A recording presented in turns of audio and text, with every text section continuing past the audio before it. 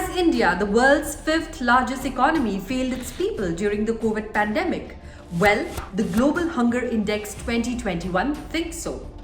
Global Hunger Index tracks malnutrition across nations with the intention to raise awareness about the global struggle against hunger. In the latest report, GHI has placed India in the 101st position based on the 116 countries studied, a fall in its rankings from 2020 when it was placed at 94.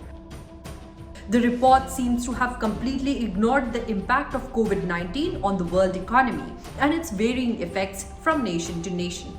No wonder the Ministry of Women and Child Development has challenged the findings and called the report devoid of ground realities and facts.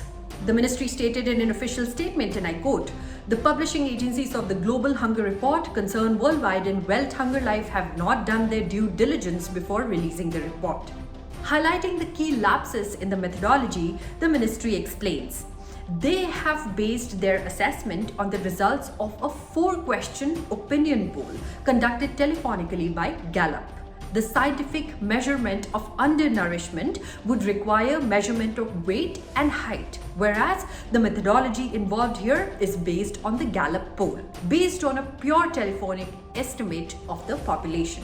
The 4 indicators on which the report was prepared are undernourishment, child wasting, child stunting, and child mortality. Can a telephonic survey accurately determine the malnutrition levels in a country? The ministry's argument holds strong because how do you expect the participants of such a poll to have access to the equipment required or even knowledge of how to take such measurements accurately and respond to Gallup's 4 questions? Presenting its case, the ministry has said that the report did not factor in the impact of the COVID pandemic on India's economy. The opinion poll did not have a single question on whether the respondent received any food support from the government or other sources during this period.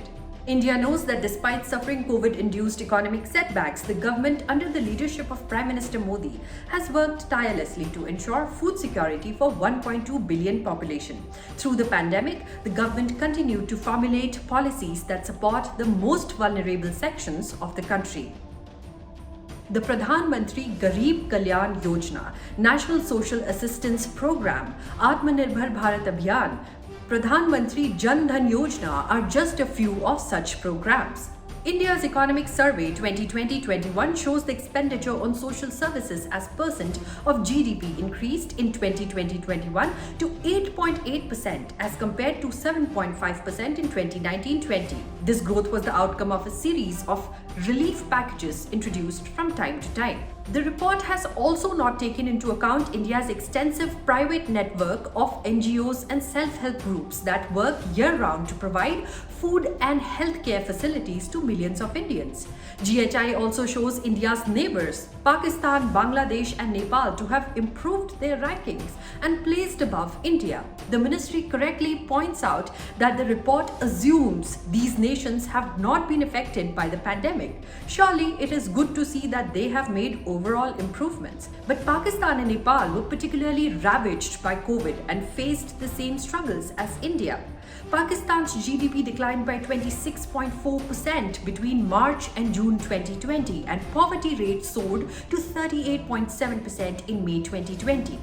A study by UNICEF points out that millions of children may be pushed into child labor as a fallout of the COVID crisis. Similarly, Nepal's economy came to a standstill during the peak pandemic. The UNICEF estimates that as a result, 6 million children slipped into poverty. It is concerning that as an international organization of repute, GHI has published a report that promotes inaccurate data. The methodology employed for the 2021 report seems to be in contrast to its general practice of sourcing data from verified official bodies. Accepting such narrations that distort facts and show India in poor light as compared to other countries on international forums is unacceptable and should not be encouraged. Do let us know in the comments what you think about this. Until next time, this is Richa Dwivedi signing off. Dhanyavad and Namaste.